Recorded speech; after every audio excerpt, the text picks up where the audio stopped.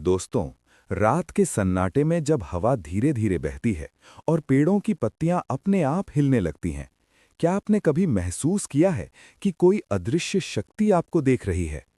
भूत प्रेत और पिशाच की कहानियां तो आपने बहुत सुनी होंगी, लेकिन आज हम जिस रहस्य की बात करने जा रहे हैं वो इन सब से कहीं ज्यादा डरावना और शक्तिशाली है। ब्रह्म राक्षस। कहा जाता है कि ब्रह्म राक्षस कोई साधारण आत्मा नहीं होती, बल्कि वो लोग बनते हैं जिन्हें जीवन में अपार ज्ञान, वेदों की विद्या और असाधारण बुद्धि प्राप्त होती है। लेकिन जब वही ज्ञान अहंकार, स्वार्थ और अधर्म के रास्ते पर चला जाता है, तो मृत्यु के बाद उनकी आत्मा एक भयानक श्राप में बदल जाती है।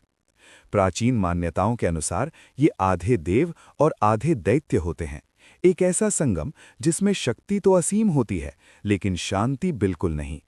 सबसे रहस्यमयी बात यह है कि इनका जिक्र बहुत कम ग्रंथों में मिलता है, जैसे मानो इनके अस्तित्व को खुद समय ने छुपा रखा हो।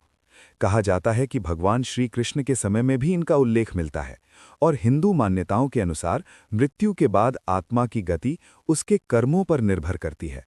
भूत, प्रेत, बेताल, क्षेत्रपाल और उन्हीं में एक भयानक रूप होता है ब्रह्म राक्षस का। आयुर्वेद में भी प्रेतों के कई प्रकार बताए गए हैं, जिनमें ये एक विशेष और शक्तिशाली अवस्था मानी जाती है।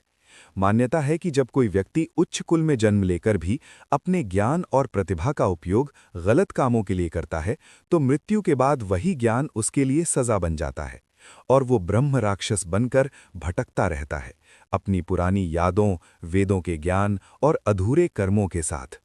कहा जाता है कि ये आत्माएं घंटों नहीं बल्कि दिनों तक एक ही अवस्था में स्थिर रह सकती हैं, गहरी एकाग्रता में डूबी हुई। लेकिन उनकी एक भयावह सच्चाई ये भी है कि वे मनुष्यों के लिए खतरनाक हो सकती हैं।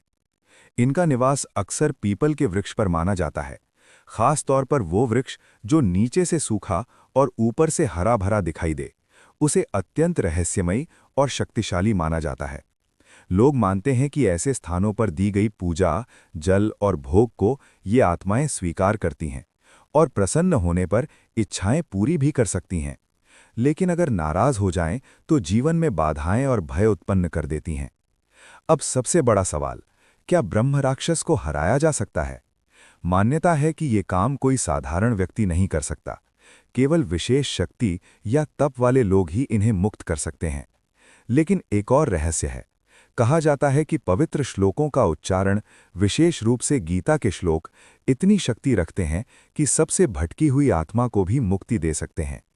तो क्या सच में सिर्फ शब्दों की शक्ति से एक ब्रह्म राक्षस को शांति मिल सकती है? ये रहस्य आज भी अनसुलझा है, लेकिन इतना तय है कि ज्ञान जब गलत दिशा में जाता है तो वही सबसे बड़ा श्राप बन जाता है। अगर आपको ऐसी रहस्यमयी और सस्पेंस से भरी कहानियां पसंद हैं, तो वीडियो को लाइक करें और ऐसे ही और रहस्यों के लिए चैनल को सब्सक्राइब करें।